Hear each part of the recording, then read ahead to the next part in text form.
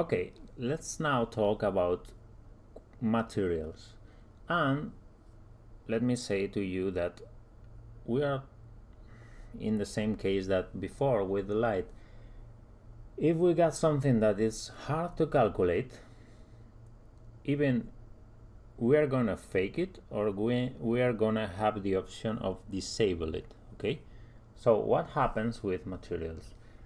First of all, as we said before, we got three basic things that can happen with the light interacts with materials. First of all, we got the light reflecting on the surface of the material. Okay, this effect is the first thing that happens, and it's important that it's on the surface of the material, because what happens with this is, first of all, the reflection can be either metallic or not.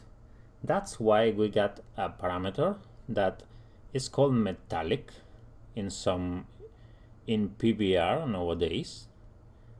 And this parameter is very important because it needs to calculate if the reflection is gonna be tinted or not. In non-metallic objects, all the reflection is not tinted, so all the reflection is white. What I mean with white is that the reflection gets out in the same color that it gets in. So if you get a blue light, let's say like that, if you get a blue light, you get a blue reflection, okay? And this is what indicates that a material is dielectric, which is the opposite of metallic, okay?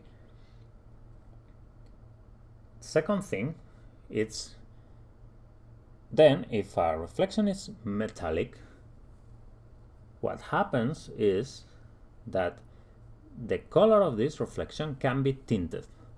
Like in gold, the reflection gets tinted in some yellowy color, and in other metallic materials also tint reflection, or can tint reflection too.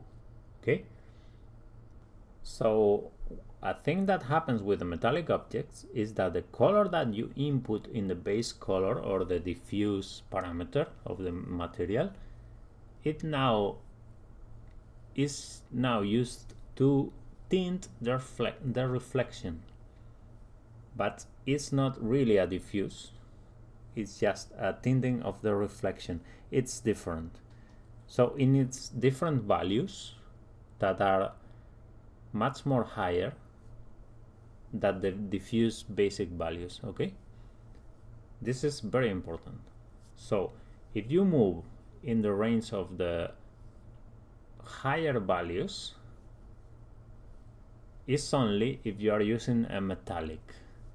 If you move in a lower range of diffuse colors, you are use a dielectric, and you are use the diffuse parameter for it intended, how it is intended in first time. Okay, so let's talk now about Fresnel, okay, which is something that you can deactivate, but you do not need to if you want a realistic object.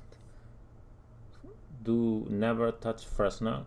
The Fresnel effect is an effect that happens almost in every object, but you can deactivate, but it's pretty easy to calculate, so please do not deactivate it. And the other thing that happens with reflections is the roughness. The roughness is a representation of the semi-imperfections that you cannot model in an object because they are too small, that it will be too much polygons for modeling this. It will be too inefficient to model an object with that quantity of polygons. So these micro imperfections make the reflection rather rougher or shinier. So that's why you get a parameter that is either roughness or glossiness, which is the same but inverted. You just need to calculate or watch how rough your object is in surface and how rough are these reflections in surface, only in surface. So this is the roughness parameter, and this is how it works. Then we got the second parameter, which is diffuse, which is the faking of the complex thing that is happening inside the object. Light is entering the object and is bouncing everywhere, but it's going to get out again, and it's going to get out tinted. This not happens with metals, but this happens with dielectric objects, all the objects that are not metals. So in this case, you use the diffuse to fake this effect with color, with a texture or a color, because this light gets out evenly, almost evenly in all directions. So you can fake this effect with a diffuse color or a diffuse texture. Okay? If you are using metallic, I remember you, this parameter is no more diffuse and is used to tint the reflection of the light. Okay, and then the third thing we need to talk about is refraction. Refraction is a complex effect that is hard to calculate, so normally it is disabled. And normally you get a shader, a different shader, or a parameter that you can activate or deactivate, that is refraction, and it's the effect of the light trespassing this object, like in glasses, water, and all that kind of materials. Okay, so refraction is a pretty complex parameter.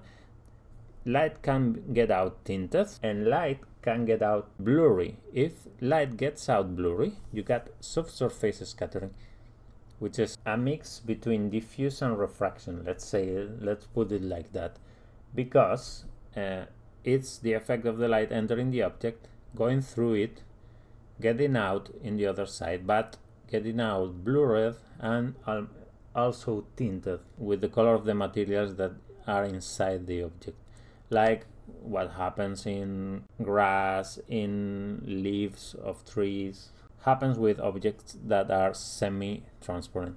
Okay, and this effect you can also fake it with a texture, and you can also normally activate or deactivate it because it's hard to calculate.